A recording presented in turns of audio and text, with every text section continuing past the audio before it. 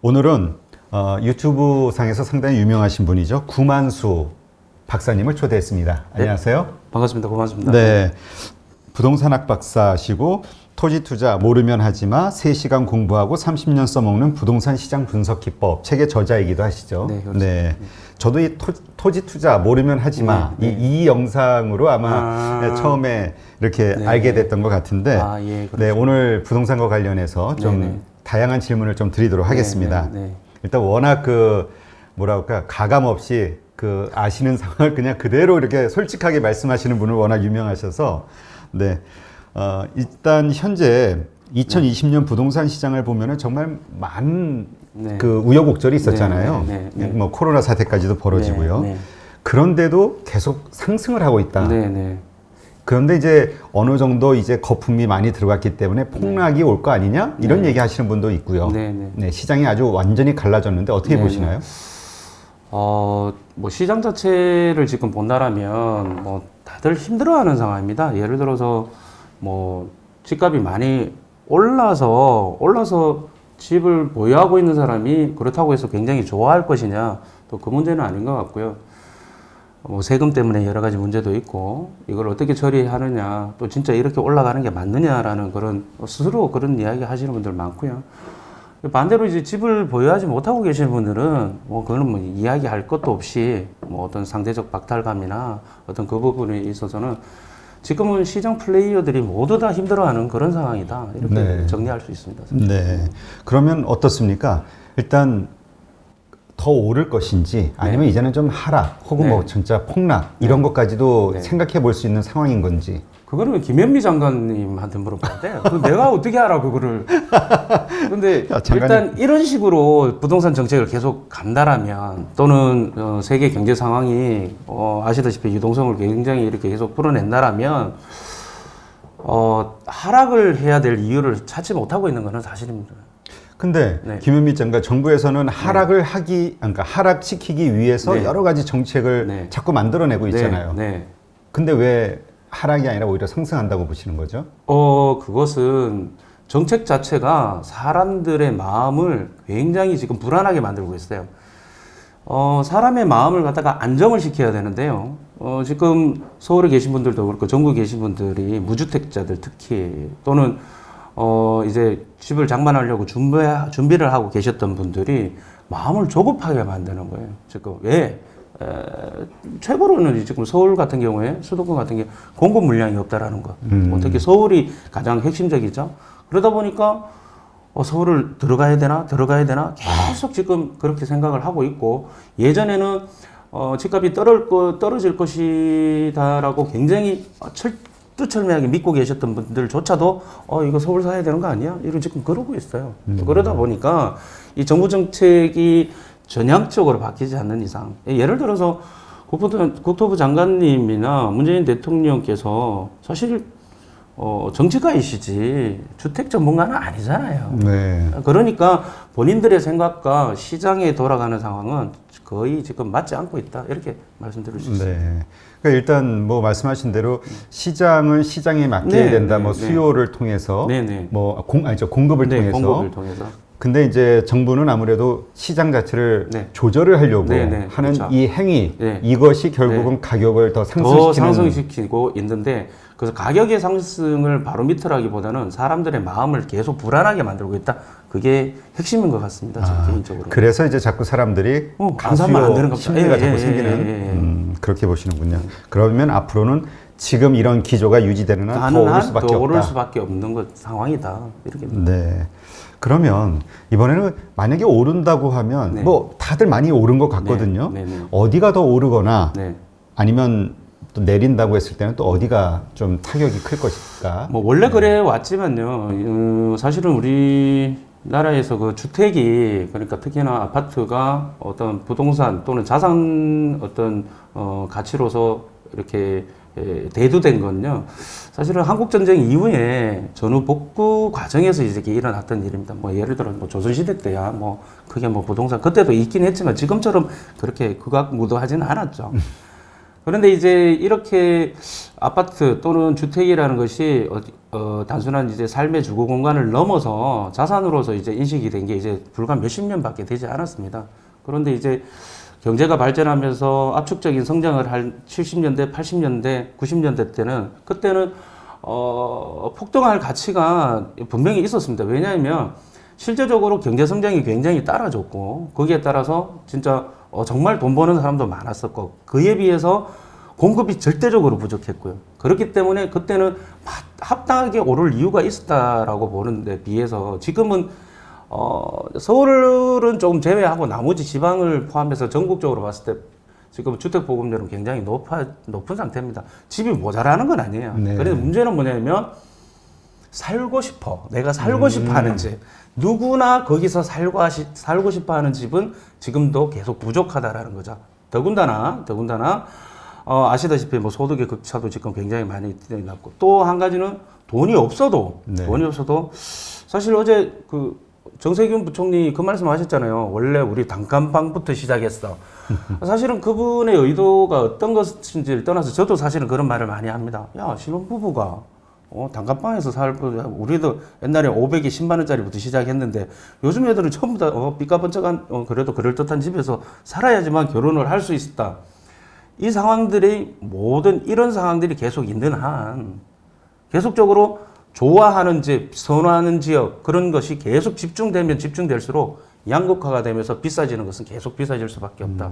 뭐 이야기 안 해도 그건 다 아는 거죠. 예를 들어서 뭐 서울이 뭐 강남이 될 것이고 뭐 대전이면 둔산동, 부산이면 해운대, 광주면 뭐 봉선도, 대구 뭐 수성구 이런 식으로 딱딱딱딱 정해져 있단 말이죠. 그런 데는 지금 비정상적으로 계속 폭등 수준으로 계속 갈 수밖에 없는 그런 상황이죠. 아, 지금 부산에서 사시잖아요. 네. 예, 부산에서 지금 올라오셨는데 부산도 그런가요? 부산도 그래요. 지금 난리죠. 뭐 저는 부모님이 다 잠실에 계시기 때문에 학교도 서울에서 다니고 그래서 왔다 갔다 하긴 하는데 이제 일 때문에 제가 뭐 한 달에 거의 반은 또 서울에 있고 그렇게 하지만 보면 지방이나 서울이나 할 것 없어요. 다만 이제 서울은 전체가 덜썩거린다. 그다음에 지방 같은 경우는 특정의 사람들이 살고 하는 선호하는 지역 그쪽으로 왜? 지금 뭐 다주택자가 문제라고 하는데 그 다주택자들이 결과적으로 여러 채를 갖고 있던 것들을 지금 이제 팔아야 되는 입장이잖아요. 아시다시피. 그러니까 이제 못난 이들부터 정리하는 거죠. 그리고 이제 좋은 것들은 보유하고 또 반대로 집이 없던 사람들은 못난이는 살기 싫고 누구나 좋아하는 지역, 누구나 선호하는 지역으로 들어가고 싶어 하는 이 경쟁의 결과가 지금 각 지역마다 선호 지역의 가격이 올라가는 그 현상입니다. 사실 그 지난해서부터인가 지지난해서부터인가 1등주 이야기를 많이 했었잖아요. 그래서 부동산도 1등 지역에 투자를 해야 된다. 맞습니다. 근데 이제 이게 현실화된 거네요. 네, 현실화됐죠. 네, 실제로 그렇습니다. 더더욱이 그럴 겁니다. 아, 앞으로도 계속? 네, 앞으로도 계속 그럴 겁니다. 그러면 어떻습니까? 지금 이게 어쨌든 아주 급격하게 올라왔잖아요. 네. 어떠한 상황이 됐을 때 이게 좀 조정을 좀 받는 그런 상황이 올 거라고 보시나요? 일단 제가 말씀드렸다시피 사람들의 마음이 진정이 돼야 된다. 그러기 위해서는 정부 정책이 조금 전향적으로 바뀌어야 된다. 그게 첫 번째고요. 그 두 번째는 뭐 이때까지 우리 60년의 역사 부동산 역사를 보면요, 거의 이제 두 가지로 이제 갈라집니다. 하나는 대규모 공급 물량, 뭐 일기 신도시처럼 대규모의 공급 물량. 두 번째는 대내외적인 경제 충격. 잘 아시겠지만 그런 뭐 오일 쇼크라든지 뭐 IMF라든지 리만스테라든지 뭐 이런 것들이 또 터진다면 그래서 10년 주기설이 지금 계속 대두되고 있는 것이고요. 근데 이제 지금 아시다시피 여기 사실은 경제 방송이잖아요. 많은 전문가분들이 나오셔서 그런 얘기를 하시겠지만 그런 대내외적인 경제 충격을 막기 위해서 지금 무한정으로 돈을 이제 쏟아내고 있는 상황이기 때문에 이미 이 상황이 계속 진행되는 한 또는 이게 반대적인 어떤 현상이 일어나야지만 어느 정도 진정이 되지 않을까 뭐 그런 부분이라고 저는 개인적으로 생각하고 있습니다. 근데 사실 오래전서부터 이 한국 그 집값에 대해서 하락을 얘기하시는 분들의 논리를 좀 보면 우리도 이제 일본을 따라갈 것이다 뭐 이런 얘기도 있었고요. 일본처럼 부동산 시장이 그 불황과 하락을 겪을 것이다. 그다음 이제 또 하나는 인구가 줄고 있다. 그래서 이제 부동산 가격은 줄어들 수밖에 하락할 수밖에 없다. 어느 순간부터는 이런 얘기 많이 하시잖아요. 어떻게 생각하세요? 그거 다 쓸데없는 얘기입니다. 왜요? 일본이 사실은 부동산 가격이 폭락을 한 거는 사실은 맞는데요. 일본의 부동산 가격이 어떻게 해서 올라갔는지에 대해서는 조금 우리가 고찰해 볼 필요가 사실은 있습니다. 일본의 1986년도부터 사실은 이게 부동산 가격이 90년도까지 쭉 올라갔다가 90년도에 빵 터졌는데요. 아시다시피 그 프라자 합의 때문에 그 어떤 전 세계의 유동성이 일본으로 몰려든 것 때문에 사실 올라간 것인데, 이에 반해서 우리나라는 사실 그렇지가 않은 상황이라서 어떻게 가격이 올라갔느냐라는 그 과정은 일본하고 전혀 틀리다라는 것을 제가 말씀드리고 싶고요. 그거는 전문가분들은 여러 차례 이야기했었던 부분이고 전혀 다르다. 인구 문제는 장기적으로 봤을 때는 맞습니다. 장기적으로 봤을 때는 인구가 줄어드는 건 맞는데, 지금 현 상황에서는 인구가 지금도 늘어나고 있고요. 더욱 중요한 것은 인구수보다 가구수예요. 가구수가 계속 분화가 돼서 가구수가 계속 늘어나고 있어요. 예전에는 저도 어릴 때 우리 한 방에서 5명이 같이 잤다니까, 단칸방에서. 근데 지금 그렇게 했다가는 애들 다 가출해, 그거 진짜. 가출하죠, 요새. 예. 짜증나서 또 가출하죠. 그러고 이혼 부분도 있고요. 뭐 민감한 얘기긴 하지만 이렇게 해서 가구의 분화가 굉장히 늘어나고 있고, 또 어느 정도 여유가 계신 분들은 혼자 살아도 적어도 큰 평형에 적어도 34평짜리에 살고, 더 돈이 많으신 분들은 더 큰 집에서 살고 이렇게 하기 때문에 사실은 가구수가 더 중요하다. 근데 이제 그 얘기는 장기적인 얘기를 지금 당장의 현 상황에 대해서 대입해서 앞으로 10년, 20년, 30년에는 집값이 떨어질 거니까 집 사지 마라. 또는 집은 집값이 떨어질 테니까 이거는 쓸데없는 짓이다. 이렇게 이야기하는 거는, 야, 너 죽으니까 지금 돈 뭐하러 버냐. 대충 쓰다가 죽어라. 이거하고 똑같은 거예요, 그거. 그러면 네. 지금 어떻습니까?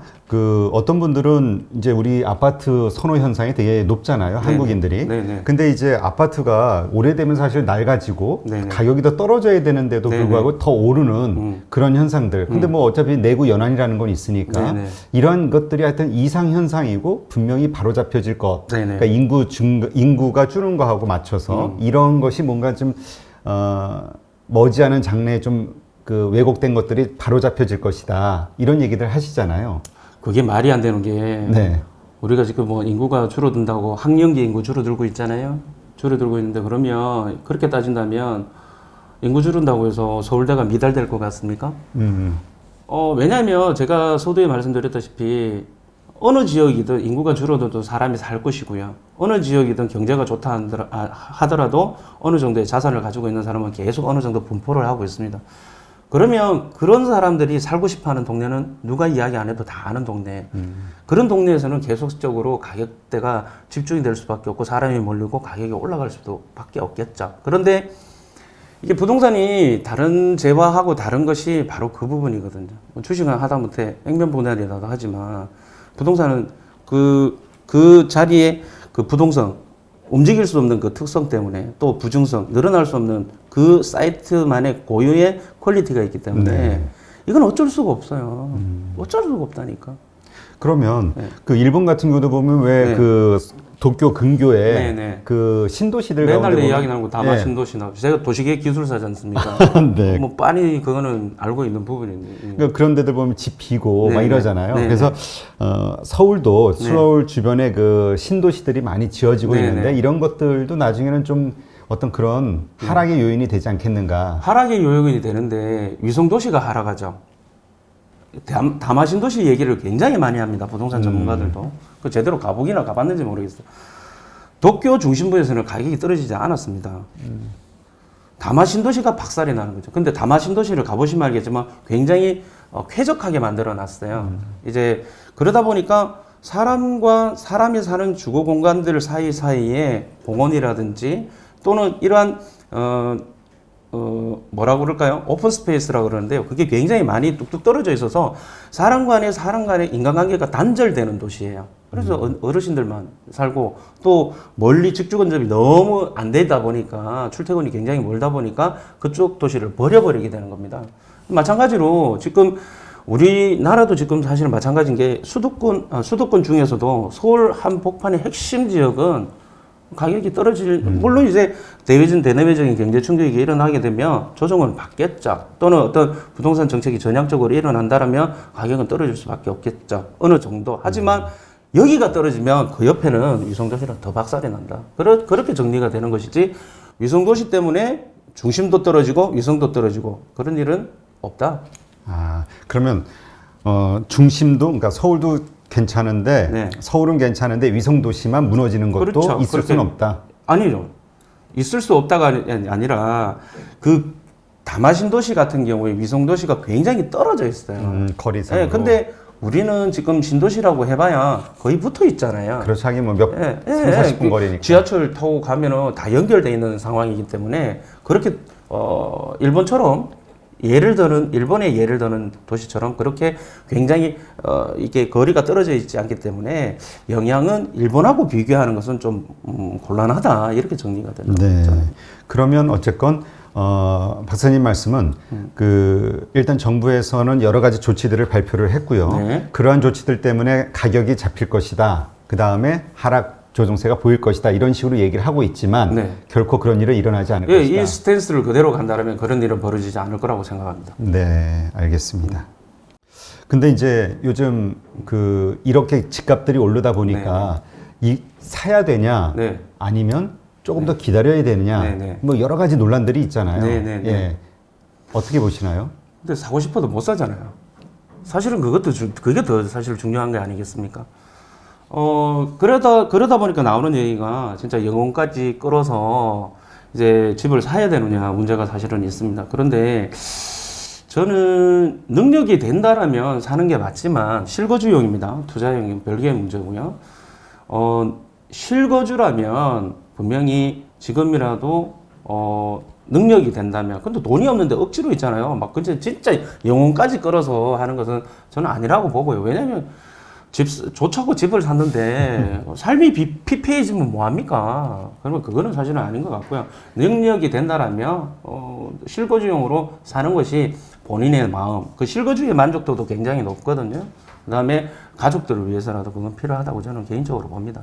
근데 이제 영끌이라는 표현을 할 정도로 네. 뭐든지 끌어모아서 살려고 네. 하는 사람들의 네. 어떤 심리는 네. 이제까지 그렇게 한 사람들이 결국은 네. 득을 받고 네. 그러지 않아야지라고 합리적으로 생각했던 사람들이 지금 보니까 집값이 다 올라버렸단 말이에요. 집은 못 사고. 거기에서 중요한 것은 그 앞에 샀던 사람은 영끌을 하지 않았어요. 아, 그래요? 네. 영끌이라는 단어가 지금 뭐 최근래에 나온 얘기지.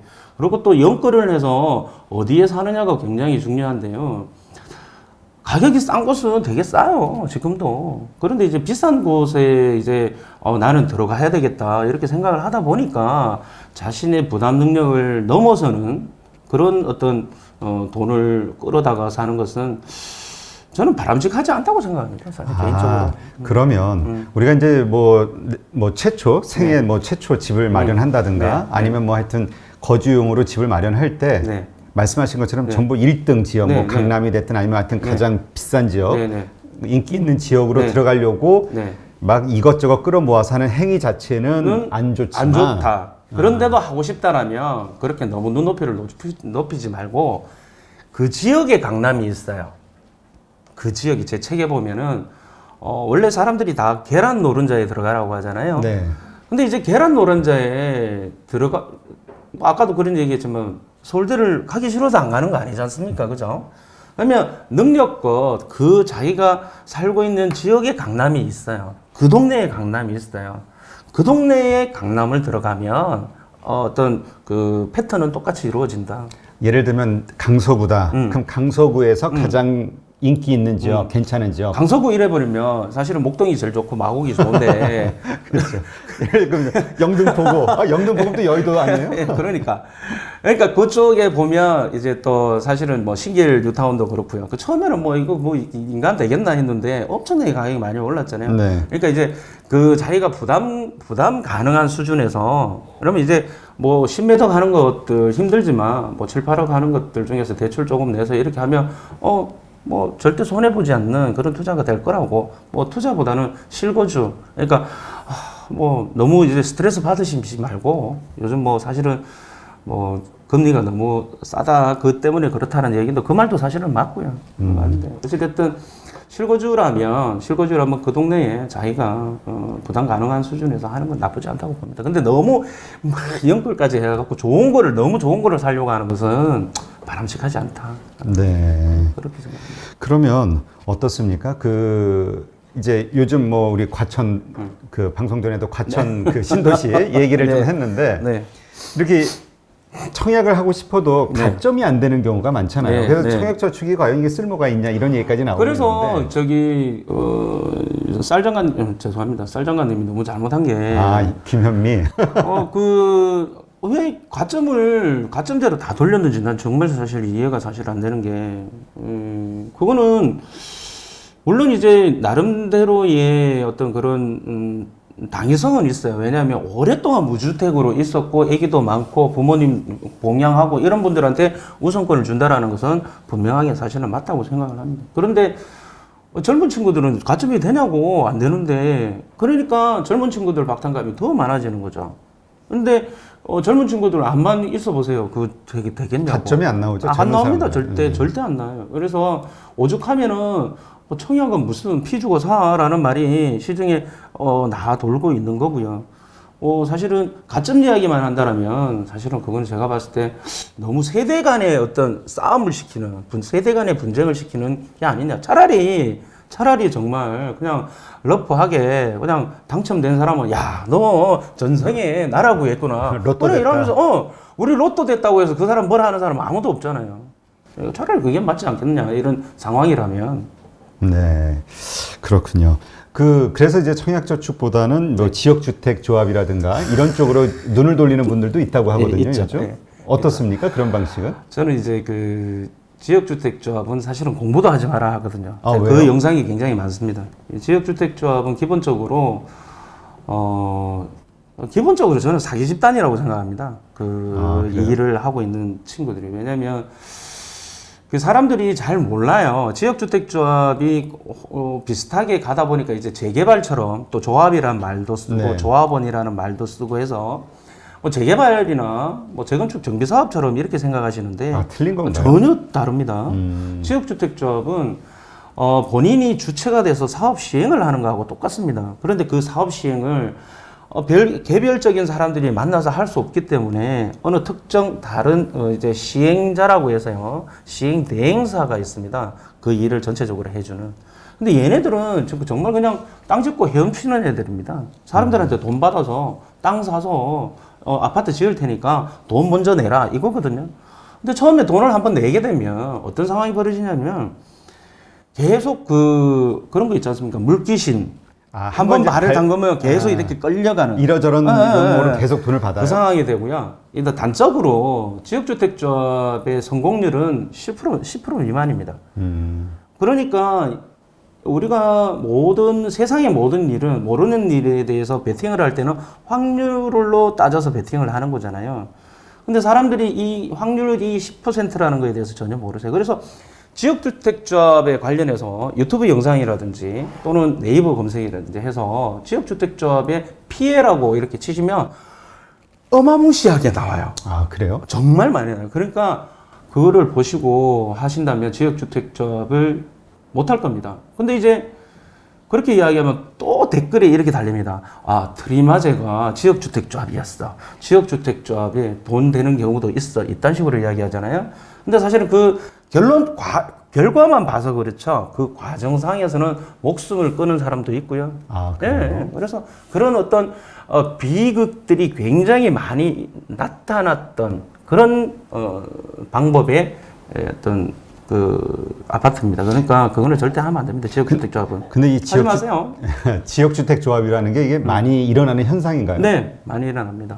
특히나 이제 청약을 하면 안 되잖아요. 네. 청약 아까도 그러니까 젊은 이야기했다시피. 분들이 많이 네. 하시네요. 그러니까 잘 몰라 이 시스템에 대해서. 그러니까 지나가는데 모델하우스가 있고 비슷해. 그러면 사인만 해서 돈만 넣으면은 당신 나중에 무조건 아파트 이거 하나 줘. 이러면 혹하는 거예요. 더군다나 다른 주변의 아파트보다 시세도 싸요. 네. 그러니까 사람들이 뭣도 모르고 들어가는데요. 이것은 뭐냐면 땅을 그 조합원들 이제 신청받은 조합원들을 돈을 받아서 없는 이게 소유권이 다른 사람의 땅을 가지고 하나하나 사모아서 나중에 아파트를 짓는 건데요. 근데 중간에 생각을 한번 해보세요. 이 사람들도 바보가 아닌 다음에야 옆집이 얼마에 팔렸네? 그럼 나는 비싸게 팔아야지. 옆집이 얼마에 팔았네? 나는 더 비싸게 팔아야지. 이러다 보면 나중에 평균 단가가 매입 단가가 엄청나게 올라가고 막판에는 안 파는 상황이 벌어집니다. 그리고 또 뭐를 해주더라 그러죠? 거기 이제 이해관계인들이 알받기도 하고요. 우리 선생님 같으면 이게 개발되고 나중에 가지고 있으면 돈 될 거 알면은 미리 사놓지 않겠습니까? 그 그렇죠. 내부자들이. 그러니까 개판이야 한마디로. 예. 우리 저 주식으로 하면 그 뭐라 그러지? 아니 용어가 생각이 안 나요. 작전주 뭐 비슷하게 되는 거지. 예. 그 원래 미리 정보를 미리 알아가지고 내부자 정보 해서 그래. 그거 똑같습니다. 아 그렇군요. 그러니까 어쨌건 저도 이게 지역주택 조합이 뭔지는 모르지만 어쨌든 우리 저 박사님 공부도 말씀은 하지 말라는 아예 알아볼 생각도 하지 마. 알아볼 생각도. 지역주택 조합 이러면 아예 패스. 그냥 조합이라고 들어가니까 그냥 우리 재건축 조합, 재개발 이런 게 떠올라서 그냥 이런 게 있나 이랬는데 위험하군요. 굉장히 위험. 네. 그러니까 이게 그만큼 사람들의 마음이 좀 절박해져. 예. 특히나 그래서 상승장에 당첨 안 되고 낙첨자들 떨어지고 언제 집 사지? 그러면 이렇게 굉장히 유혹적으로 들리거든요. 그렇죠. 뭐 몇 대 몇인데 어쨌든 결과 당첨됐는데 바로 시세에 얼마 이익을 받다 막 이러면 그리고 일단 박탈감이 제일 심한 모두가 다 그 뭐라 그럴까 그 이익을 못 구하고 있으면 괜찮은데 막 여기서 돈 번다는 소리 들리는데 나만 맞습니다. 못 벌고 충분히 이해갑니다. 예. 그 부분은 충분히 이해갑니다. 그러니까 막 조급해져서. 예, 그러니까 이제 항상 그런 거예요. 이제 관련된 지식이 부족한 상황에서 마음만 급하고 시야는 좁은데 열심히 과속을 하게 되면 뭐 꽝 사고만 나는 거예요. 그러니까 모를 때는 안 하는 게 나은데 또 전문가들한테 물어보면 되는데 그게 한 번 이제 필이 딱 꽂히면요. 그냥 그거 안 들어와요. 본인 하고 싶으면. 그래서 제가 우리 제 수강생들도 그렇고 뭐 친구가 이렇게 하려고 그러는데 그러면 제가 그럽니다. 야 그냥 그거 냅둬. 그거 말려가지고 되는 일도 아니고 나중에 지가 당해봐야 이게 하면 안 되는 거구나 안다고. 근데 이게 워낙 이 집이라는 부동산이라는 건 덩치가 크다 보니까 한 번 잘못하면 피해액이 어마어마하잖아요. 평생 회복이 안 되는 거죠. 평생에 자신의 회복이 안 되는 거예요. 그러면서 가장 중요한 건 뭐냐면 나는 집 사면 안 되는구나라고. 자포자기야. 자포자기 해버리는 거예요. 근데 1년 전쯤에는 우리 박사님이 유튜브라든가 이런 걸 통해서 책을 통해서 집 무주택자는 집을 꼭 사라. 안 사면 범죄다. 뭐 이렇게까지 욕 많이 먹었습니다. 제가 엄청 먹었어요. 예. 그렇게 얘기하셨는데 지금도 마찬가지인가요? 뭐. 지금 이렇게 많이 올랐음에도 불구하고. 네. 아니 근데 많이 올랐다라는 것은 안 오른 지역도 있어요. 사람들이 신문 방송상에서 계속 그렇게 이야기를 하니까 그런데 실제적으로 안 오른 데도 있고요. 자신의 그 부담 능력에 따라서 사는 것이지. 그렇다고 제가 아까 말씀드렸잖아요. 뭐 어디서 뭐 은행 털어가지고 살 수는 없는 것이고 자기 부담 능력에 맞춰서. 근데 다만 거기서 살 때에 약간의 어떤 세부적인 뭐 조금 지식은 필요하겠지만 이때 러프하게 크게 이야기한다라면 뭐 사는 게 맞다. 근데 이제 그렇다고 해서 야 좀 기다려봐라. 혹시 아냐 뭐 IMF 같은 거 와서 터져가지고 박살이 날지. 이거는 제가 봤을 때는 아니다 이렇게 생각이 되는 거죠. 근데 그 보통 우리 보면은 왜 이렇게 뭐든지 그 차트가 있잖아요. 그러니까 상승 기간이 있고 하락 기간이 있고 이게 이제 반복이 되면서 뭐든지 이게 가격 형성이 이루어지고 있는데 이 부동산 같은 경우도 그렇지 않나요? 상승만 꾸준히 하나요? 똑같습니다. 똑같죠? 똑같습니다. 그럼 우리가 좀 사는 게 매수 타이밍을 하락하는 시점에서 좀 사면 조금 이익이 되지 않을까요? 제가 매주 월요일 날 저녁에 시장 동향 방송을 한 번씩 합니다. 하는데 그때 이제 전국의 각 지역의 매매와 전세 시세를 제가 이야기를 해주고 그 데이터로 이제 이야기를 해줍니다. 그 데이터를 보면 명확하게 나오고요. 제 강의에도 나오고 책에도 나옵니다만은 상승을 해요. 상승을 하는데 이렇게 쭉 지난 60년간 꾸준하게 상승을 했는데 이거는 평균가고요. 근데 이걸 갖다가 이제 풀어 헤쳐보면 이렇게 오르락 내리락 오르락 내리락 오르락 내리락 하면서 가는데 문제는 뭐냐면 이렇게 평행을 이렇게 가는 게 아니고요.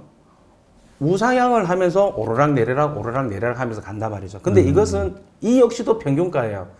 이걸 다시 지역별로 풀어 헤쳐 놓으면 어느 지역은 올라가는데 어느 지역은 내려가고 어느 지역은 소강 상태인데 어느 지역은 이제 상승을 시작하고 있고 해서 지역마다 다 다르게 시장이 움직입니다. 최근 들어서 굉장히 이게 조금 많이 달라지긴 했습니다. 전반적으로 전국이 다 올라가는 그런 상황이 벌어지고 있는데 이건 그 임대차 3법 때문에 그래요. 그래요? 임대차 3법 때문에 그런데 이게 결과적으로 지금 국토부에서는 전혀 아니다. 뭐 저금리 때문에 그렇다. 전 정부 때문에 그렇다. 뭐 빚내서 집 사라 해서 그렇다. 뭐 이렇게 이야기하는데 실제적으로 시장에서는 다 그렇게 지금 반응을 하고 있어요. 반응을 하고 있는데 사람을 탁 때렸는데 얘가 아파서 우는데 니는 내가 때려서 아파서 운 게 아니고 니가 애가 쫄보라서 그러고 옛날부터 니가 마음에 병이 있어서 너는 아픈 거야. 이거하고 똑같은 거야.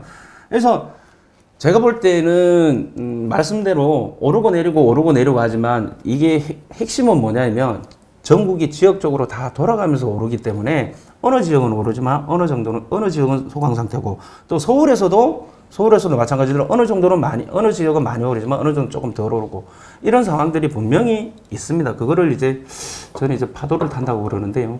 그 파도를 항상 유심히 관찰을 하시면 그 파도가 보입니다. 그러니까 그 파도가 온다는 파도는 우리가 눈으로 보이니까 근데 이제 말씀하신 그러한 이 가격의 상승과 하락에 대한 뭐라 그럴까 전조 증상 그런 거를 어떤 걸 보면서 우리가 판단할까요? 지금 상승의 파도가 오고 있구나, 하락의 파도가 오고 있구나. 제가 그 방송 보시면 뭐 쉽게 이해를 하실 건데요. 어느 지역 A라는 지역이 있어요. A라는 지역이 어떠한 이유로 인해서 가격이 많이 하락을 했습니다. 조정을 받고 뭐 근래 들어 작년 말까지 울산이 그랬고요. 또 창원도 그랬고 요즘에 이제 광주가 그랬습니다. 얼마 전까지 조정을 좀 받고 그러고 이제 다 그랬어요. 지역이 다 돌아가면서 그랬는데 지금 부산도 지금 미쳐 돌아가는 부산도 파리 대책 나고 나서 한 3년 동안 사실은 굉장히 맥을 못 추고 있을 거예요. 그런데 그 과정이 그게 입주 물량 때문일 수도 있고 사람의 심리 때문일 수도 있고 뭐 경제 상황 때문에 그럴 수도 있고 그 지역의 어떤 영향 때문일 수도 있습니다. 뭐 창원이 대표적인데 또는 거제가 대표적인데 그런데 이러한 것들이 총체적으로 나타나는 것이 가격이에요. 네. 가격의 움직임을 보면 가격의 매주 상승률을 우리가 파악을 할 수 있거든요. 그러면 매주 상승률이 굉장히 지금 미쳐 돌아갈 때는 한 달에 지금 김포가 그런데 일주일에 2, 3%씩 막 오를 수도 있어요. 그런데 또 이제 어떤 데는 조용하게 시장이 이렇게 죽어 지내는 데가 있습니다. 그런데 얘네들이 그러한 그 기간을 지나 보내고 어느 시점이 되면 가격대가 살살살살 올라가는 그런 게 포착이 됩니다. 우리 주식에서 보면 평소에 쭉 이렇게 가다가 그런 거 있지 않습니까? 이렇게 딱 머리 쳐들고 올라올 때 거래량 실리면서 갈 때 그때 들어간다는 것처럼 부동산도 그거와 다를 바가 없습니다. 다만 시간이 더 길 뿐이죠. 네. 훨씬 똑같습니다. 네, 그렇군요. 그러면 거짓말 같죠? 아니, 댓글로 거짓말 엄청 나는데 근데 제 수강생들도 그렇고 저를 아시는 분들이 많은데 그분들의 이야기를 들어보면 맞는지 틀린지 제가 거짓말하는 건지 나올 겁니다. 네, 워낙 악플에 많이 시달리셔가지고 나는 앞으로 하면 못 참아요. 나는 다혈질이신 것 같아요. 다혈질, 네. 완전 다혈질. 근데 왜 그런 이야기도 있지 않습니까? 보통 시장이 반전되는 시점을 뭐라 그러죠? 거래량이 폭발하는 시점, 이렇게 얘기하시는 분도 있던데요. 네네. 거래량이 반등을 하면서 거래량이라는 것은 이제 주식하고 사실은 다른데 이제 부동산은 되게 재밌는 게 뭐냐면 거래량이 상대적으로 많아짐이 있긴 하지만 주식 거래량에 비하면 비할 바는 사실은 못 되고요. 다만 뭐냐면 이런 게 있습니다. 가격이 안 팔리다가 갑자기 팔라고 전화가 온단 말이에요. 네. 그러면 뭔가 이상하잖아요. 4년, 5년 동안 안 팔리다가 갑자기 얼마에 팔아줄 테니까 부동산에서 전화가 온다면 그럼 뭔가 이상한 거죠. 이상한데 그게 두 부류로 갈려요. 아니면 이제 시장의 진입자들은 이제 계속 오는데 이 정도면 여기 이제 오를 때가 됐어. 그런 상황도 보이는 것 같아. 그랬을 때 이제 진입을 하는데 이제 물량이 이제 매물이 원래 10개 있었는데 두세 개만 사버려도 나머지 7, 8개는 매도인들이 다 걷어버려요. 안 팔아. 뭔가 좀 이상해 이거 지금. 아, 이거 오르는 거 아니야? 예, 그런 거. 그런데 이제 주식 같은 경우에는 원체 시장 참여자가 많다 보니까 그런데 여기 부동산 시장은 거래량 해봐야 뻔하거든요. 개수가 몇 개 없습니다. 예를 들어서 1000세대 되는 대단지에서 물건이 20, 30개 정도 있었는데 안 팔려서 20, 30개 있었는데 어느 날 며칠 사이에 물건이 싹 다 없어진다. 근데 그게 다 사서가 아니라 기존에 팔려고 했던 사람들이 다 물건을 걷어들여서 그런 상황이 벌어지기 때문에 어찌됐든 거래량이 실리면서 가격이 올라간다는 말 자체는 분명히 맞는 명제입니다. 명제인데 실제 부동산 시장에서는 그렇게 완벽하게 거래량이 무조건 실려야지만 가격이 올라간다 이렇게 이야기를 할 수는 없고 거래량이 안 실려도 가격은 올라갈 수 있다 충분히 그 이유 때문입니다. 아, 그렇군요. 그러니까 그 요소는 말씀하신 대로 파도를 하나의 요소만 보고는 네네. 이게 판단이 안 되겠네요. 그런데 이제 전반적으로. 저는 이제 그런 게 있습니다. 제가 이제 스타일이 이래요. 복잡한 걸 싫어해요. 제가 복잡한 걸 싫어해서 굉장히 이렇게 심플하게 이렇게 만드는 걸 좋아하거든요. 원래 부동산 가격을 뭐든지 그렇지 않습니까? 뭐 주식도 마찬가지고 경제를 진단할 때도 여러 가지 요소들이 있듯이. 네. 근데 뭐 부동산도 마찬가지입니다. 뭐 경제 사정도 있고 뭐 심지어는 뭐 미국 패드의 어떤 유동성이 어떻게 가냐 그건 당연한 거긴 하지만 그것도 보고 전출입 상황도 보고 그 동네의 일자리도 보고 그다음에 인구도 보고 인구 감소율도 보고 증가율도 보고 그다음에 정말 어떤 데는 그 역세권에 그 여기에 사람들이 얼마 몇 명 내리고 가냐면 이런 것도 보고 여러 가지 보는데 또 입주 물량도 봐야 되고요. 근데 이제 인구도 봐야 되고, 근데 저는 이제 그런 것들을 하나적인 요소를 갖다가 다 챙겨보려면 일반 사람들은 절대 알 수가 없어요. 공부하기도 힘들고, 공부도 안 되고. 그래서 그런 것들이 모든 것이 그게 복합적으로 작용해서 나타나는 것이 가격이에요. 네. 맞지 않겠습니까? 그러면 그 가격의 움직임에 방점을 찍는 거죠. 그러면 가격의 움직임이 굉장히 뚝뚝뚝뚝 떨어지다가 어느 시점 돼서 계속 바닥을 기고 있습니다. 변동사항 없이 보합세로 이러면서 계속 움직이는데 어느 날 몇 년간 계속 보합세로 가다가 어느 날 이제 가격이 0.1%, 0.2% 이렇게 오르를 때는 아, 야, 뭐가 있다. 근데 사실은 뭐 아까 전에 그런 얘기는 했지만 주식은 작전주가 가능한데 부동산은 작전이 안 돼요. 원체 금액이 크기 때문에. 그렇죠. 작전이 안 돼요. 이 상황은 진실하다고 믿어도 돼요. 여기에 이제 크로스 체크하는 것은 이제 인구가 어느 정도 받쳐주는 곳이냐, 이게 허수이냐. 그러니까 보통 그런 정도만 인구가 뭐 한 60만 명 이상 된다 그러면은 기본적으로 잠재 수요는 있다라고 보고 그렇게 본다라면 거의 틀림이 없죠. 네. 가격 상승률의 변화가 가장 중요하다. 그러면 이걸 조금 지금 시점에 맞춰서 좀 쉽게 이해하기 위해서 네, 질문을 드리면 네. 지금 많이 상승이 와 있잖아요. 네, 그리고 네. 계속 상승할 것 같고 네, 이게 네. 만약에 하락 반전이 되는 네. 상황이 벌어진다면 네, 네. 발생할 수 있는 징조들은 뭐가 있나요? 일단 기본적으로 가격의 상승률은 아까 전에 말씀드린 대로 그렇게 이제 가격의 상승이 막 1%, 2% 가다가 이제 점점 상승률이 줄어들겠죠. 아, 일단 기본적으로 상승률이 줄어드는데 여기에 이제 한 가지만 더 이제 이야기해 보면 서울시장은 사실은 약간 다르긴 한데 서울시장은 이 시장의 자체가 시장의 파이가 서울만의 시장이 아니라 전국의 시장이고 전 세계의 시장입니다. 그래서 약간 사실은 다른 측면도 사실 고려돼야 되는데 지방은 사실은 그게 명확합니다. 가격 상승률에 대해서. 왜냐면 그 지역의 시장이기 때문에 외부 투자자가 조금 진입을 하긴 하지만 그 지역의 시장이기 때문에 확실하고요. 그리고 또 하나 더 봐야 되는 것은 그 지역의 일단 잠재적 수요를 판단해야 됩니다. 그게 심리적이 됐든 뭐 다른 요인이 됐든. 그러면 이제 그 잠재적인 수요를 어떻게 파악하냐면 예를 들어서 엊그저께 과천 청약 했잖아요. 네네. 수백 대 이런 기본이고 뭐 수천 대까지도 나올 수도 있는 거짓말 좀 못해서 이렇게 된다라면 누가 생각해봐도 잠재 수요는 있다라고 봐지는 그렇죠. 거잖아요. 그러면 이거는 이 불길은 당장 어떻게 잡을 수 있는 방법이 없다. 아, 미분양이 나오는 어떤 뉴스가 그렇죠. 나와야. 그건 뭐냐면 그거는 이제 우리가 데이터가 다 있기 때문에 청약홈이라든지 우리 뭐 호경로라든지 지인이라든지 이런 데 보면 그게 다 서비스가 되고 있습니다. 또 통계청에서도 서비스하고. 그러면 그 지역에 가격은 계속 올라.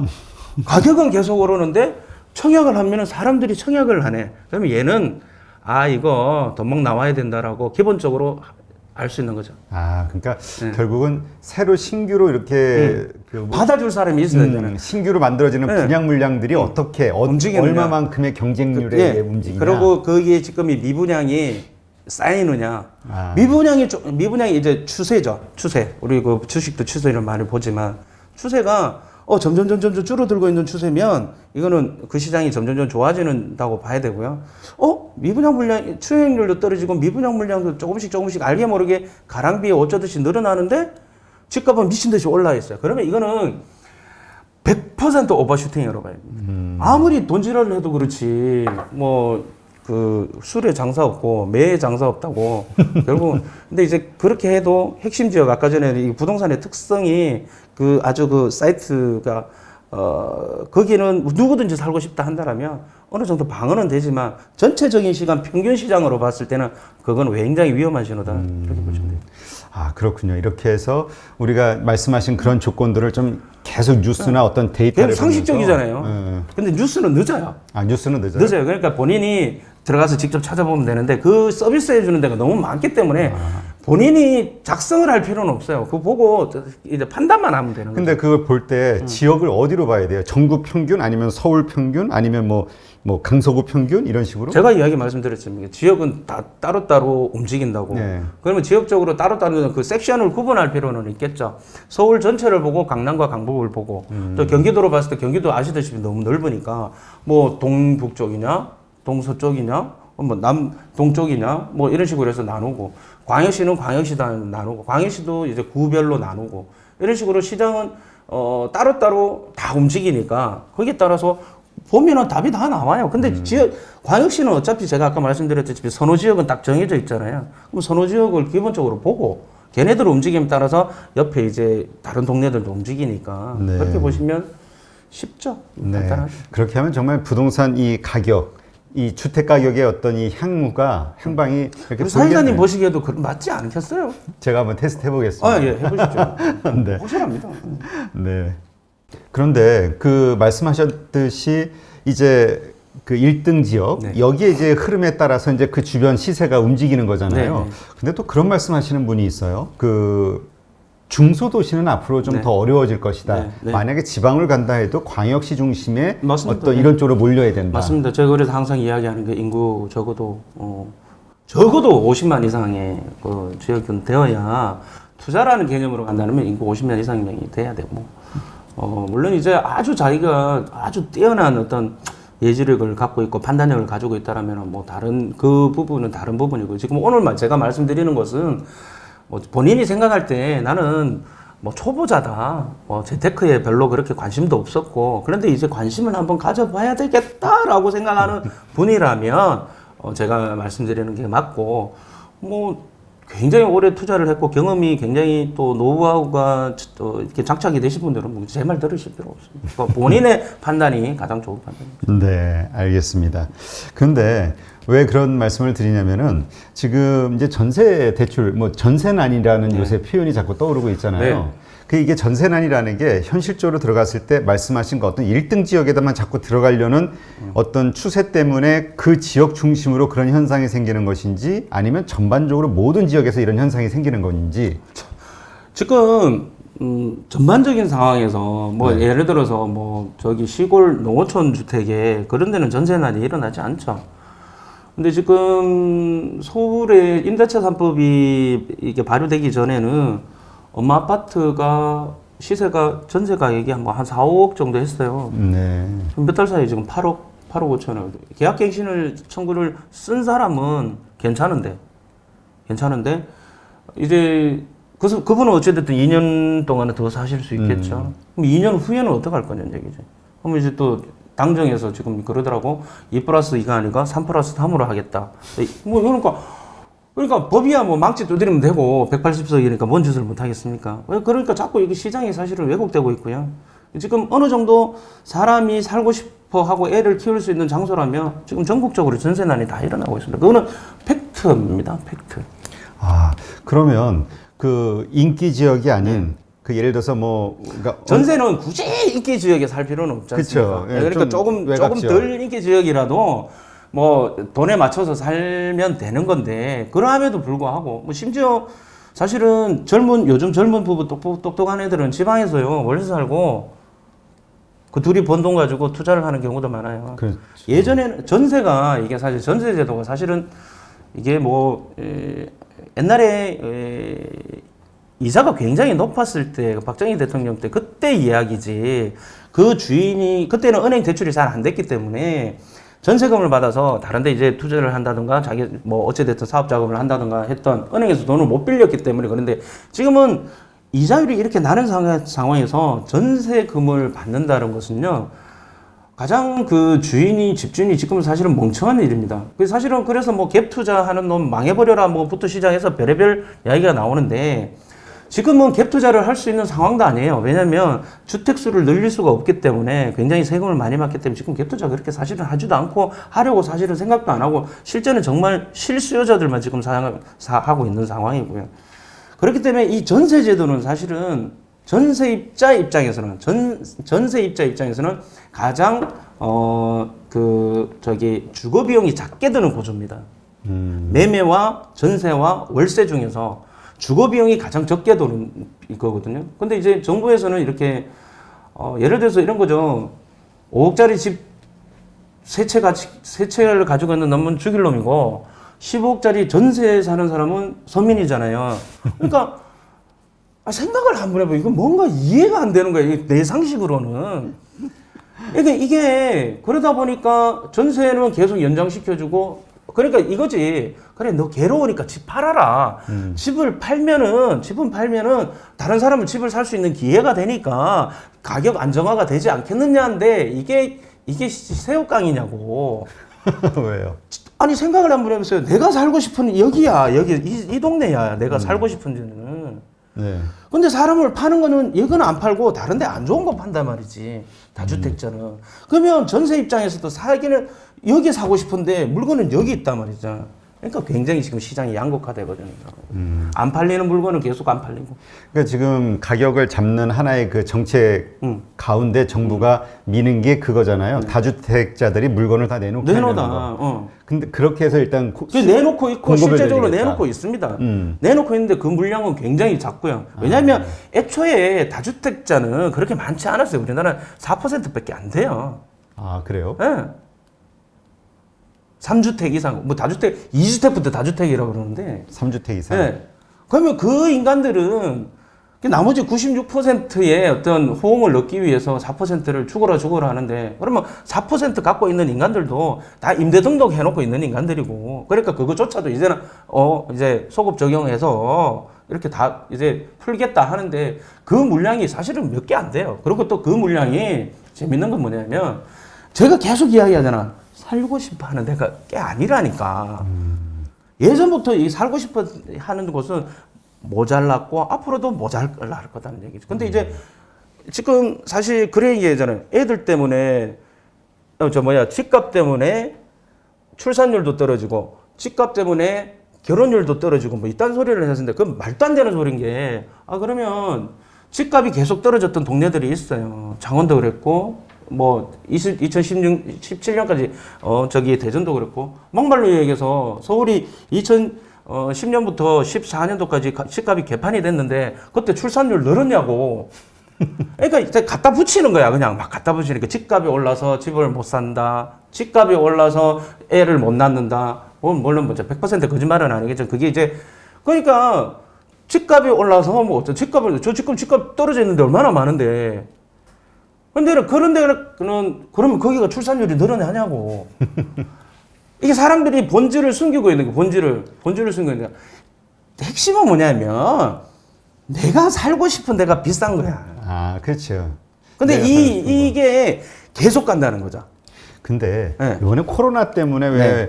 재택근무가 늘고 네. 뭐 원격 근무 이런 이야기들이 많이 나오고 있잖아요. 앞으로 그런 그 비율이 좀 높아질 거라고. 네. 그래서 이제는 직주 근접 이런 요소 필요 없이 좀 네. 멀리 지방에서 살아도 네. 일할 수 있다 뭐 이런 네. 얘기가 좀 나오지 않나요? 네, 나오죠.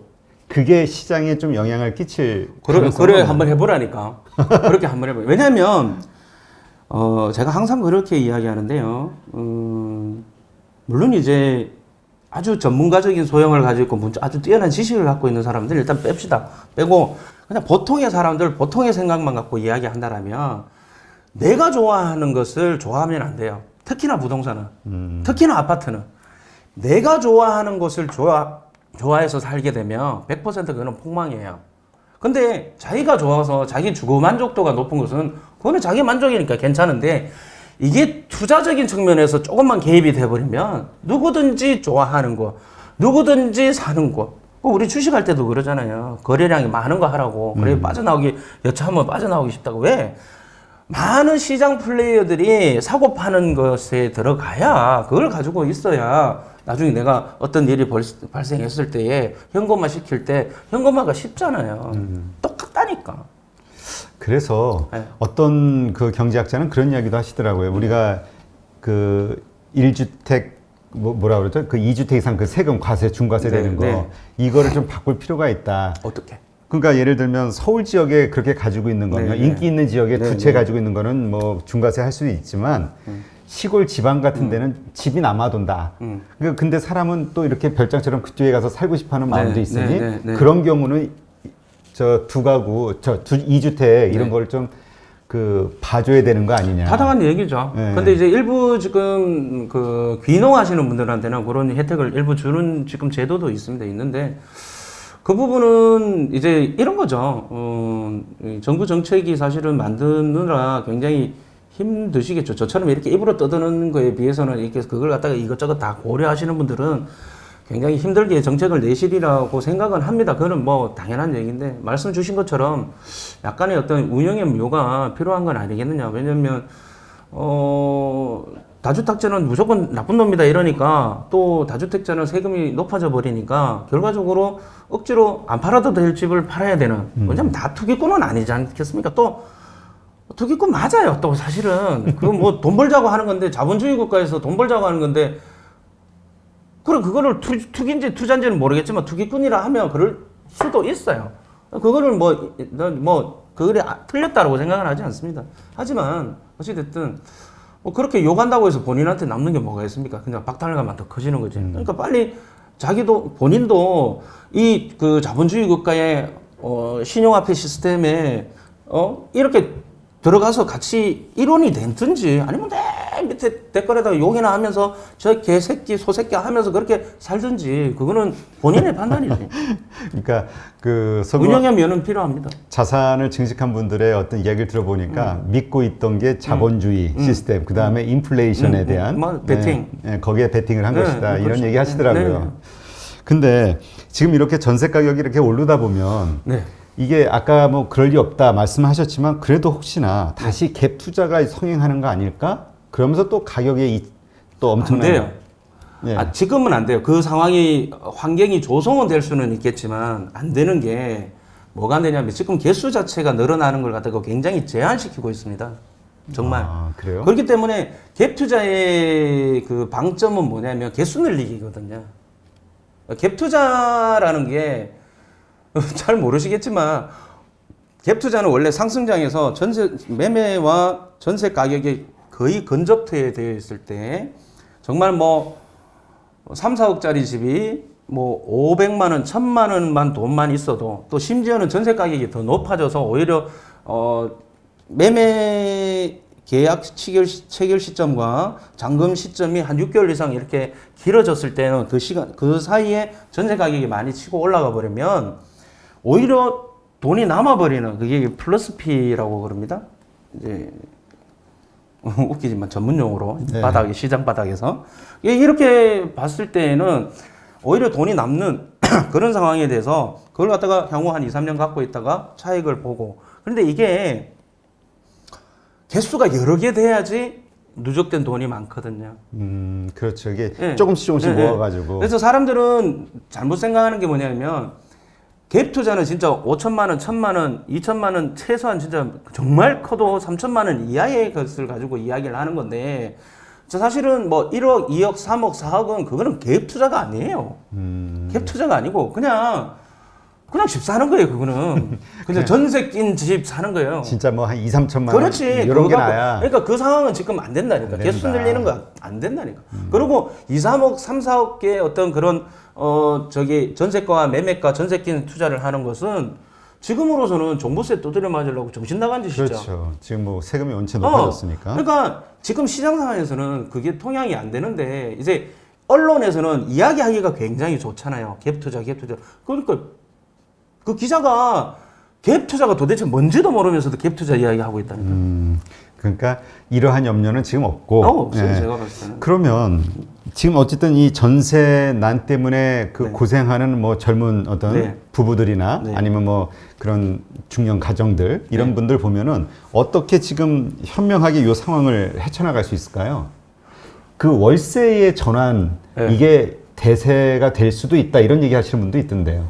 지금 상황으로 간다라면 이제 월세가 점점 늘어날 수밖에 없는 사실 구조입니다. 구조고 왜 그러냐면 그게 사실은 세입자들은 전세로 살고 싶어 해요. 아까 제가 말씀드렸지만 그렇죠. 그 이유는 주거 비용이 가장 적기 때문에 리스크 없이.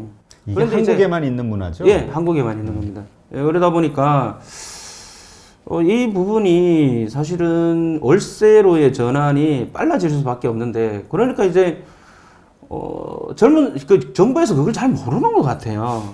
잘 모르는 것 같아요. 왜냐하면 전세를 지금 2+2, 3+3, 뭐 전월세 상한제 이런 거 한다는 걸 보면 전세를 보호해주고자 하는 거 아니겠어요? 그렇죠. 기본적인 맥락은. 예. 그런데 그게 아니라 어떤 정반대의 결과를 가지고 옴에도 불구하고 그걸 계속 지금 주장을 하고 추진을 하고 있단 말이에요. 그래서 정책 당국자들이 어떤 시장을 지금 어떻게 제대로 읽어내지 못하고 있는 거 아니냐라는 생각을 저는 개인적으로 하고 이런 식으로 간다면 뭐 반전세라든지 뭐 월세라든지 뭐 이런 식으로 계속 전환되는 속도가 빨라질 수밖에 없다. 지금 상황이 주인 입장에서도 말씀대로 진짜 뭐 전세킨 투자 할 수도 없고 또 하지도 못하는 상황에서 버리는 것은 못난이 버려버리고 근데 사는 사람은 못난이는 사기 싫고 이런 상황이 계속 악순환이 되고 있는데 근데 이제 핵심 계속 똑같은 얘기를 반복 말씀드리는데 정부 정책이 강남과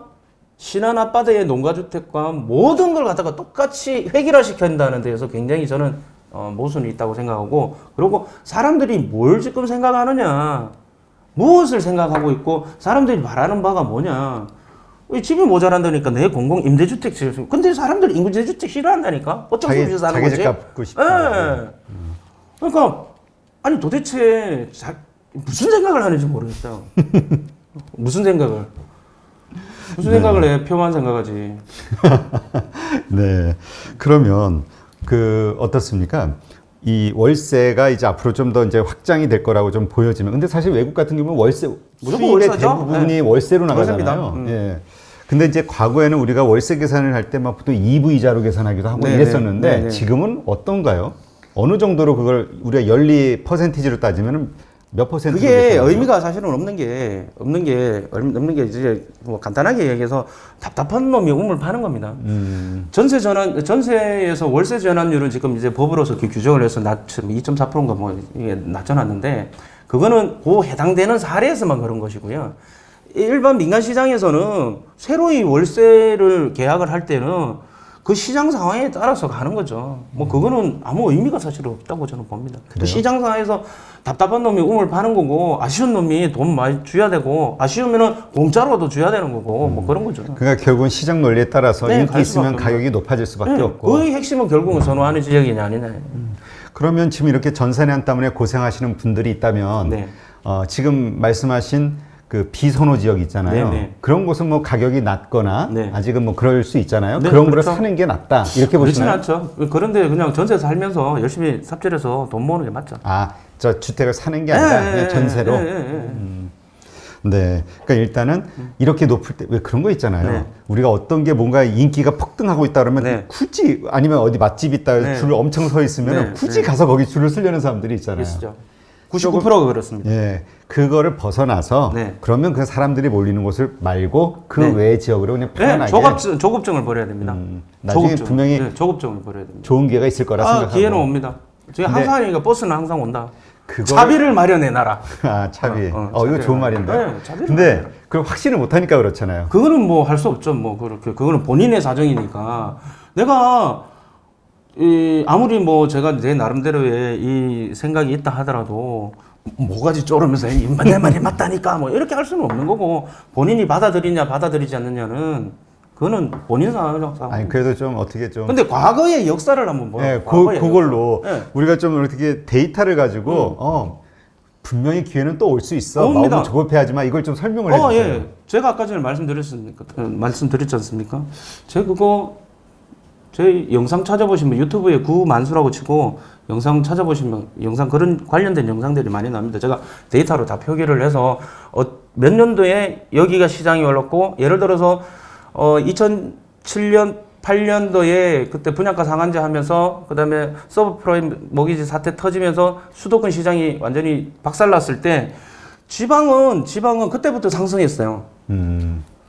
그때 상승. 그래서 다 이렇게 디커플링으로 움직이기 때문에 굳이 더 답답해하고 조급해하지 말고 분명히 기회는 오는데, 그 기회는 그러면 가르쳐줘 이렇게 이야기하면 그건 내가 좀 공부를 좀 해야 돼. 하다못해 월요일날 저녁에 방송이라도 내 방송이라도 보더라니까. 뭐 이야기 한다니까. 그래요? 제 이야기 다 해주는데 문제는 뭐냐면 자기가 확신이 없는 거야. 저 새끼 그렇죠. 언제 봤는데 제가 저렇게 이야기한다고 해서 저 말이 맞다고 볼 수가 없는 거 아니냐. 근데 저랑 꽤 오랫동안 이렇게 저를 알아왔던 사람들 있잖아요. 그럼 그거는 뭐 확신을 해 주시죠. 알겠습니다. 그래서 제가 이 자리에 지금 와 있겠죠. 어떻게 보면. 네. 아니, 만약에 내가 그 사람들을 사기나 치고 거짓말했다라면 내가 가만히 있겠어요. 사람들이 요즘 인터넷에 구만수 개새끼 사기꾼이다 그러지. 당연히. 네. 그래서 하여튼 지금 그러한 어떤 그 데이터가 충분히 경험을 있습니다. 하셨고 네. 확인할 수 있는 게 있기 네. 때문에 네. 믿고 그건 확실합니다. 조급증을 버리자. 믿든지 말든지 그건 알아서 하고 본인들이 노력을 해서 그런데 어프로치해서 접근해서 정보를 얻으려고 해야 되는 거지. 유튜브에서 뭐 사라 그러면 그거 다 사기꾼들이라니까. 내가 다 알아. 그 사기꾼들. 그런데 속지 말라니까. 어디 사면 좋다. 이거 좋다. 다 거짓말. 그거 다 거짓말이라니까. 그래요? 어디가 좋다 이렇게 투자 권유하는 것들? 알겠습니다. 지역은 몰라도 그 어떤 물건을 이야기하면 그거는 지 물건 파는 거예요. 100%. 아, 그래요? 100%. 전에 뉴스에도 나왔잖아요. 많아요. 그 리딩 하시는 분들이 네. 뭐 방송에서 지금도 어디 많아요. 예. 그리고 그 왜 우리 종편 채널에 보면은 걔네들 처음부터 돈 주고 사갖고 하는 거잖아요. 다 아시잖아요. 왜. 알겠습니다. 땀나네. 몰랐어요. 제 이야기 했잖아요. 저는 그냥 이야기 다 한다니까. 네, 알겠습니다. 하여튼 조급증을 버리시고 좀 차분하게 기회는 옵니다. 네. 조금씩 그래도 차분하게 공부하시고 노력하시고 이상한 물건들 사지 말고요.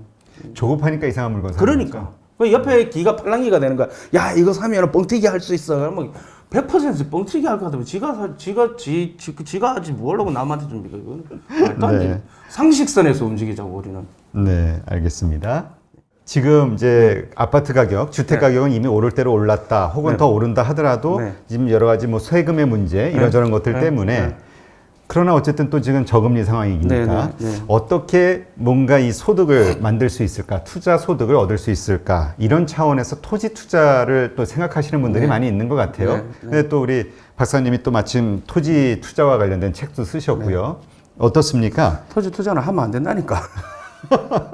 제가 도시계획 기술사고 토지 전문가입니다. 그래서 토지로도 돈 많이 번, 뭐 진짜 아시는 분들은 알아요. 제 책에 보면 내가 얼마 법원 판결문하고 세금 낸 거하고 다 나와 있어요. 근데 이제 제가 원래는 토지 투자 관련해서 사실은 강의를 많이 하다가 요즘은 전혀 하지 않습니다. 하지 않는 이유가 저도 사실은 뭐 박사고 기술사고 하지만 그래도 계속 꾸준하게 이렇게 투자를 해보고 이렇게 이 시장에 있어 보니까 이거 잘못하면 사람들한테 헛된 바람만 넣고 이 사람들한테 오해만 사겠다 그런 생각이 드는 이유가 뭐냐면 토지 투자해서 돈을 번 사례들이 사실은 많이 있고 저만 해도 있는데 내가 토지 투자해서 돈 벌었다고 해서 이 사람들이 다 같이 그렇게 할 수는 없는 거거든요. 저 많은 지식이 있는 것도 아니고 그 사람 그만한 베팅이 있는 것도 아니고 배짱이 있는 것도 아니고 그래서 토지 투자는 기본적으로 저는 하지 말라고 합니다. 하지 말라고 하고 요번에 토지 투자 모르면 하지만 책을 쓴 이유도 그겁니다.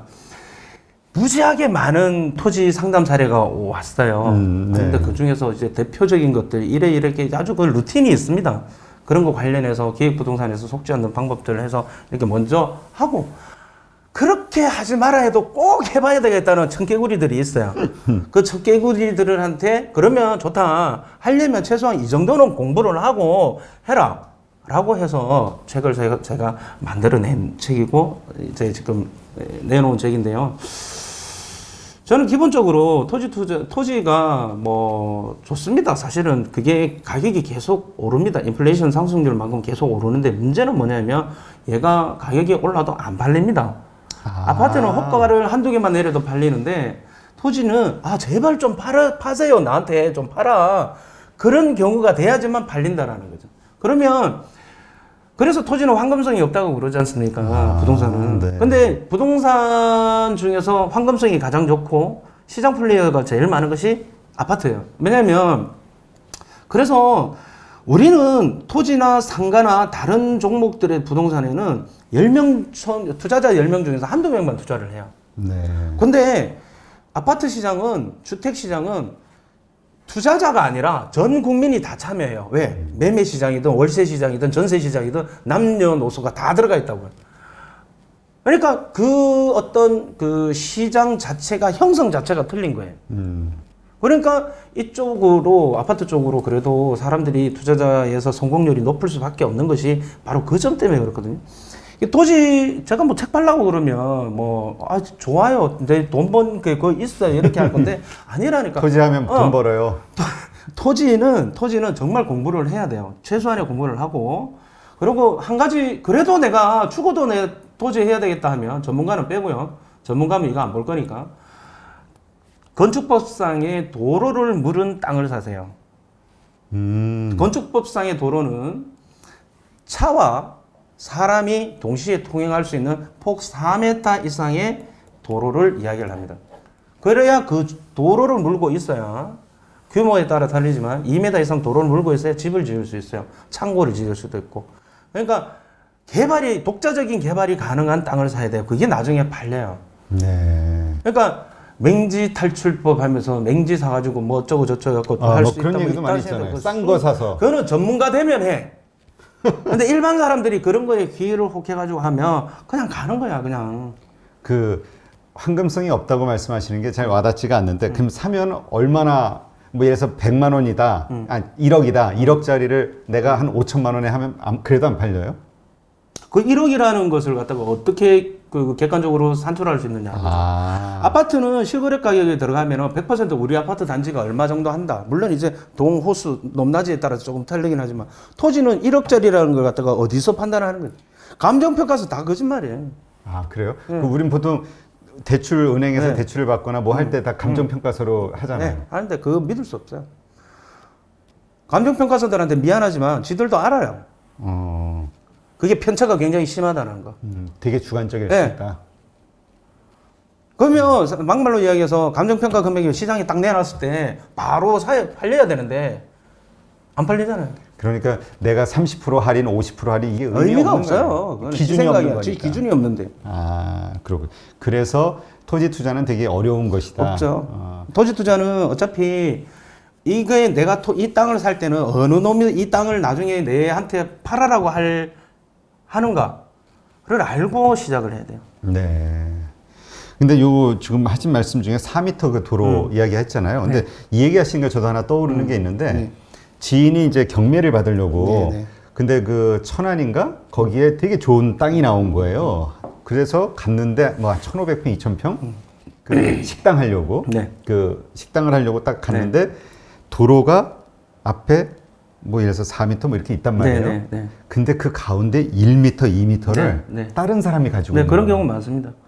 그래서 이게 그런 거 경매 나오면 사야 돼요. 그 앞땅을. 이 땅이 아니고 1,500평 이 땅이 아니라 이 땅은 이게 그 3m 그 앞에 길게 쭉 앞에 있는 땅은 이 땅 주인이 무조건 살려고 할 거다 말이죠. 가격 다 떠들어서. 떠나서. 그러면 자기 땅의 가치도 높아지기 때문에. 그러니까 이 사람 그때 얘기 들으니까 이 사람이 허락을 안 하면은 그 앞에 도로가 그러니까 안 되는 차들이 거지. 못 다니니까 못 다니는 거지. 식당 오픈 예, 예, 입구가 예, 없는 예, 거예요. 예, 예. 아, 우리 보통 알박기라고 하는 게 이런 건가요? 알박기는 아니죠. 알박기는 그 사람의 의도가 있었냐 없었냐의 문제죠. 의도가 있었느냐.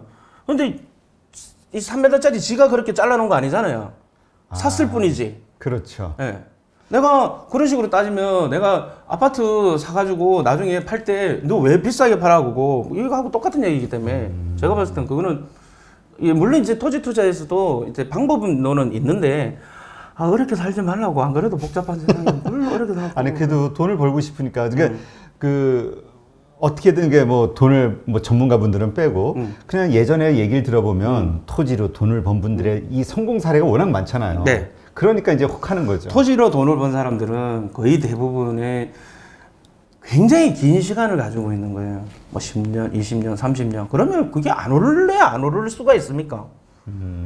데이터상으로도 1960년 기준에서 2005년까지 데이터가 있습니다. 한국연에서 나온 데이터, 제 책에 나오는데요.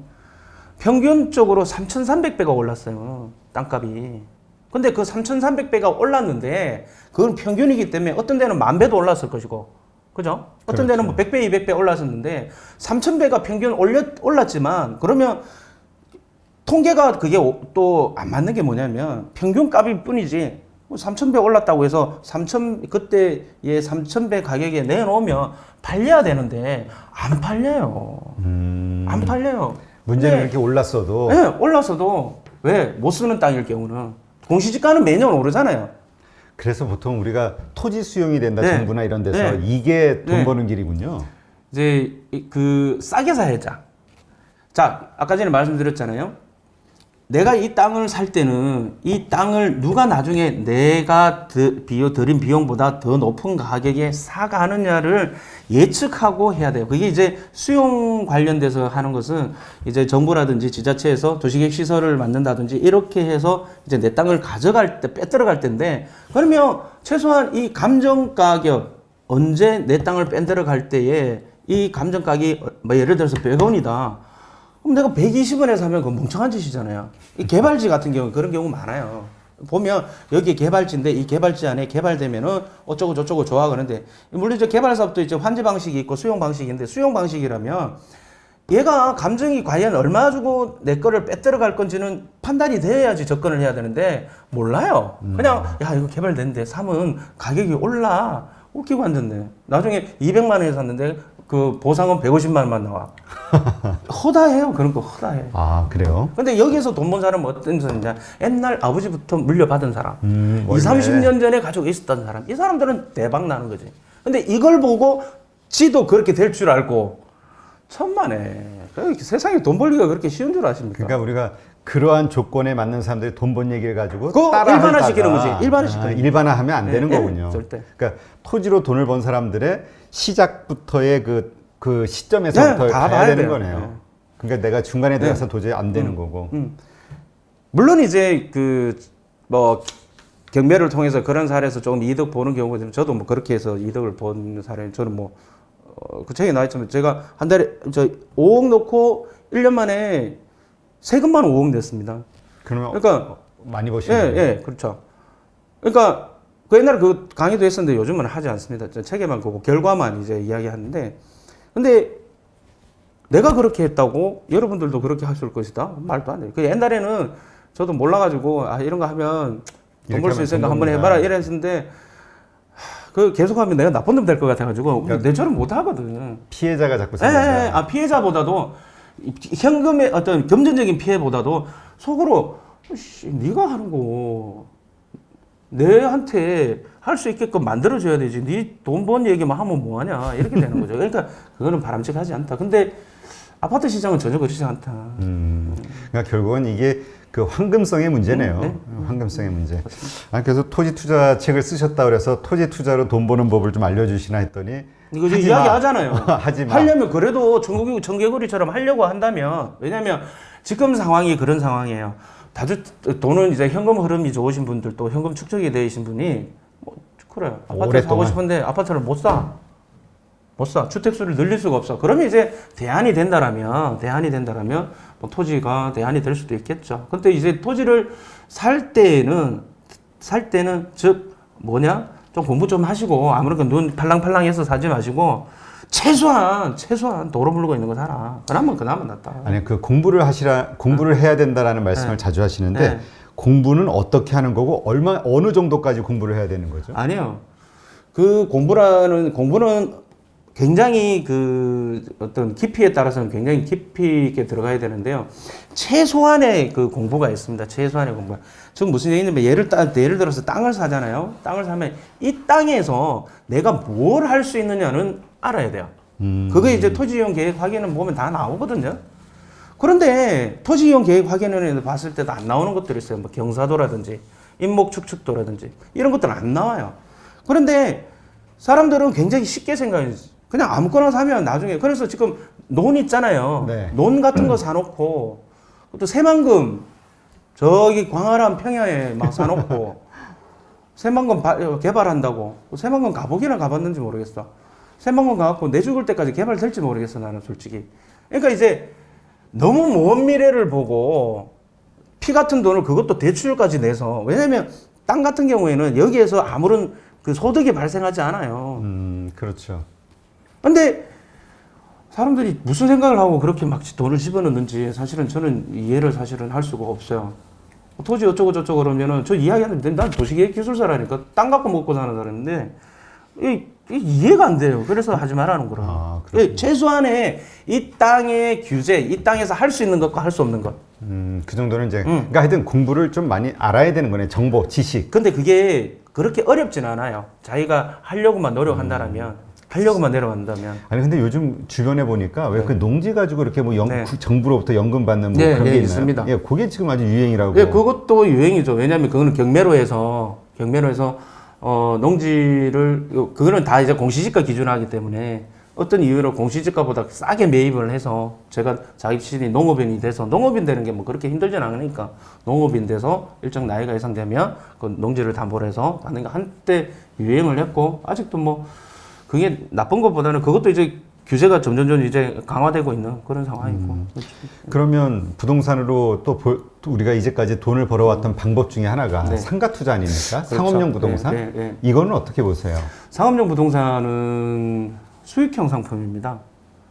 그 상업용 부동산의 몸값, 즉 빌딩이든 뭐 상가든 얘의 몸값은 다른 뭐 그 어떤 뭐 재개발이라든지 재개발이 이런 거 다 빼고 그냥 순수하게 이 건물 가격의 가치를 본다라면 여기서 나오는 월세를 환산해서 얘를 그 건물의 가격을 매긴단 말이죠. 네. 근데 예전에 우리가 은행 금리가 10% 했을 때 그럼 예전 금리가 10% 했을 때 이 건물의 수익은 몇 % 나와야지 매매가 되겠습니까? 15%는 20%는 그렇죠. 돼야 돼 매매가 되지 않겠습니까? 그러면 은행에 넣어놓지. 그렇죠. 리스크 안 하면서 공실 비용 부담 가지고 뭐하러 그랬겠습니까? 근데 아시다시피 금리가 계속 쭉쭉쭉쭉 떨어졌잖아요. 예전에 10%가 8% 되니까 요구 수익률이 10%만 되는 거예요. 10%만 돼도 난 건물 사겠다. 근데 8%가 6%도 하면 되니까 시장에서 매수자가 난 그러면 6%만 하면 되겠다. 근데 그게 뚝뚝뚝 떨어져서 지금 은행 금리가 2%도 안 되니까 나는 3%만 돼도 4%만 돼도 난 그거 사겠다. 그치. 이러니까 금액이 엄청나게 지금 부풀어져서 이때까지는 상가를 투자한 사람들이 굉장히 꽃길을 걸었죠. 근데 아시다시피 뭐 마이너스 금리가 될 일은 없고 그거는 은행 간의 이야기고 그렇죠. 시중금리가 마이너스 될 일은 없으니까 앞으로는 경제가 호전되고 뭐 언제 사실은 지금 뭐 금리가 올라간다라는 것은 쉽지 않겠지만 언젠가는 올라가겠죠.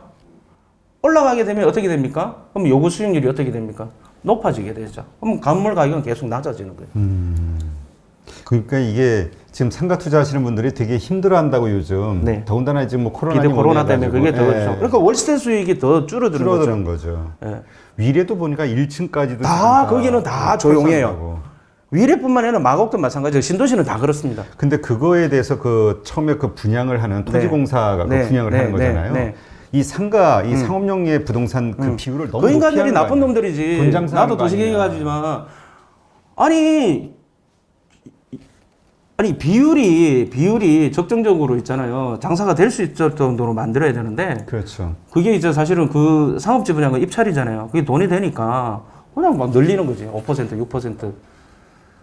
그러니까 그 보통 상가 투자하시는 분들이 노후 대책으로 네. 그걸 하는데 그냥 한 방에 그냥 돈 날리는 싹 가는 거죠. 예. 저 아시는 분은 20억 투자해가지고 1층 상가 분양받았는데 김밥 말고 계세요.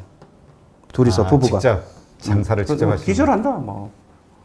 김밥 말고 계세요. 그러니까 지금 이게 부동산이라는 게 그 주식하고는 좀 달라가지고 한 번 잘못된 선택을 하면 그게 워낙 돌이킬 단위가 수가 없죠. 크니까 네, 돌이킬 수가 정말 없죠. 남은 인생이 그 허덕거리다가 네, 가게 되는 것 맞습니다. 같아요. 맞습니다. 100% 맞습니다. 그게 이제 시장의 흐름에 대해서 뭐 예를 들어서 한 10년 전에, 20년 전에 이자율이 높을 때 그때 건물 갖고 있었던 분들은 지금 엄청나게 자산 가치가 그 폭발을 돼 있죠. 요구 수익률이 떨어지는 매수자의 그렇죠. 요구 수익률. 그것 때문에 그런 거지. 상가 자체가 뭐 엄청나게 뭐 지가 상가가 뭐 물론 이제 입지가 좋다고 해서 아무리 입지 좋아도 마찬가지인 게 결국 월세 수익이 높아졌기 때문에 그게 높아지는 거지. 그래서 저 전문가가 아닌 다음에는 신도시 상가는 아예 생각도 하지 말라고. 전문가도 하는 안 해요. 아마 종류리도 힘들어 할 건데. 거예요. 그래요? 신도시는.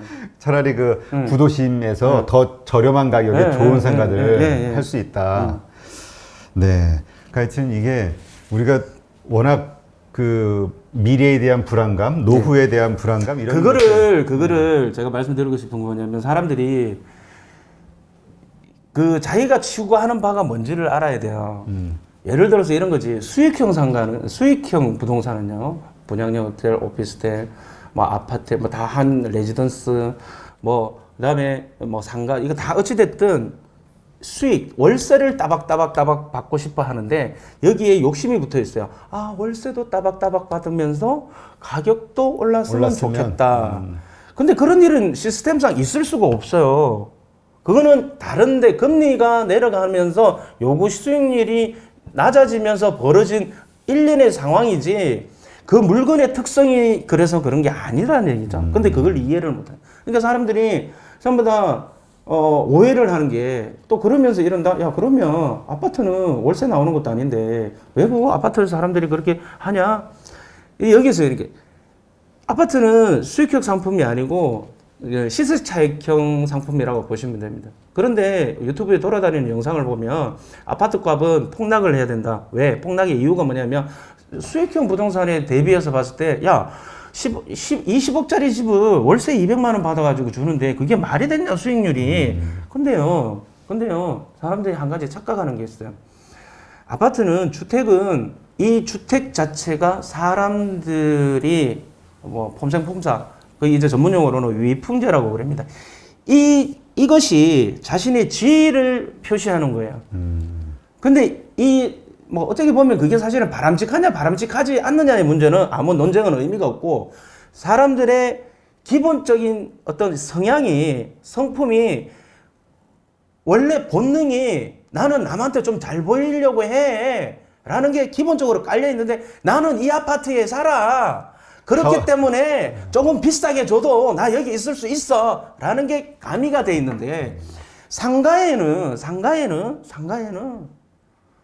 내가 여기서 장사해. 나 여기서 월세 더 주면서 하는 것은 내가 이 자리에 있다는 게 물론 이제 대기업에서 안테나 점포는 그런 경우가 있지만 대부분은 그거는 있을 수도 없고 전세 마찬가지입니다. 전세 가격은 내가 옆에서 전세 살아. 그러기 위해서는 돈을 많이 줄 거야. 또는 앞으로 전세 가격이 폭등을 할 테니까 나는 지금 미리 전세값을 더 많이 주고 여기 살 거야. 없어요.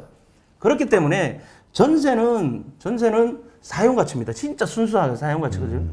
그러면 전세가 사용가치면 진짜 말씀하신 대로 매매는 사실은 좀 뻥이 들어갈 수도 있고 왜냐하면 교환가치니까 나 여기 뭐 갖고 있어부터 시작해서 이런 거 좀 이렇게 희소성 때문에도 그렇고 뭐 내 강남 살아 뭐 이런 것도 있을 수 있습니다. 근데 이 격차가 줄어지는 거는 왜 매우 위험한 거예요. 사용가치가 높아지면 아까 갭 투자하는 상황이 벌어지지 않겠느냐라는 건데 갭 투자는 아니더라도 가격대는 높아질 개연성이 굉장히 높아진다는 거예요. 네. 그래서 전세 가격을 잡아야 원래 집값이 떨어지는 거는 전세 가격이 떨어져야 집값이 떨어져요. 근데 전세 가격을 폭등을 시켜놓고 집값 떨어뜨린다는 거 말이 되냐고. 근데 저도 봤을 때는 그냥 세금 거들려고 그러는 거지. 다 알잖아, 우리. 다 알잖아. 야, 국토부 직원들도 볼 건데, 본인들도 알면서 그런 데가 아니라 그러고. 보도자료 아침에 넣어놓고 저녁에 아니다 그래놓고 저녁에 오후에 보도자료 발표하고 정책 발표하고 아니 무슨 양아지 짓 한다니까 국토부가. 지금 그래가지고 저 상가하다가 갑자기 또 전세가로 왔는데 하여튼 죄송합니다. 알아서 편집하십시오 편집을. 네. 그러니까 이러한 식으로 쉽지 않은 현재 시점이다. 이렇게 이해를 하면 되겠네요. 그거는 뭐 제가 어거지 쓰는 것도 아니고 이게 메커니즘을 말씀을 드리는 거니까. 그래요. 메커니즘을 말씀드리는 거예요. 알겠습니다. 하여튼 뭐 이렇게 해서 분명한 거는 우리가 쉽게 돈을 벌 수 있다라는 생각. 그다음에 남이 누가 돈을 벌었다. 이걸 나도 그럼 따라하면 벌 수 있을 거야. 전혀 아닙니다. 이거를 완전히 버려야겠네요. 그게 상가가 됐든 토지가 됐든. 알겠습니다. 네, 오늘 이렇게 해서 우리 구만수 저자님, 박사님하고 함께 지금 부동산 시장의 전반적인 것들 그리고 어떻게 일반인들이 그걸 수익으로 창출할 수 있을지에 대한 가능성 여부를 한번 점검하는 시간을 가졌고요. 아주 냉정하게 그 현실적인 그 상황을 이야기해 주신 게 아닌가 이런 생각이 드네요. 네, 오늘 함께 해주신 토지 투자 모르면 하지 마 책이네요. 하지 말라는 제목이었군요. 네, 3시간 공부하고 30년 써먹는 부동산 시장 분석 기법 책의 저자이신 구만수 저자님과 함께했습니다. 멀리 부산에서 올라와 주셔서 네 오늘 서울 뭐 자주 있습니다. 그래요? 네, 하여튼 고맙습니다. 네, 고맙습니다. 감사합니다.